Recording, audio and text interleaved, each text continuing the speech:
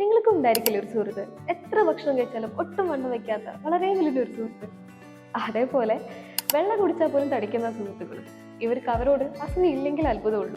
ഇവർക്കാകട്ടെ എത്ര ഭക്ഷണം കഴിച്ചാലും ഒട്ടും തടി പിടിക്കത്തുമില്ല.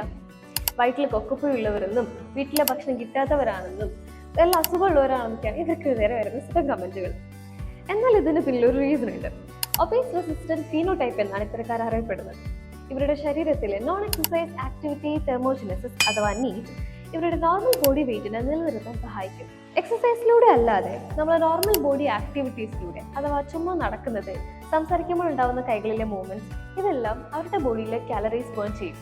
ഇതിനെയാണ് നീറ്റ് എന്ന് പറയുന്നത്. അപ്പൊ പറഞ്ഞു വന്നത്, മെയിൻ്റെനൻസ് കാലറിയേക്കാൾ അധികം കാലറി അകത്താക്കിയാൽ അഥവാ ഭക്ഷണം അകത്താക്കിയാൽ മാത്രമാണ് ഇവർക്ക് വണ്ണം വയ്ക്കാൻ പറ്റത്തുള്ളൂ.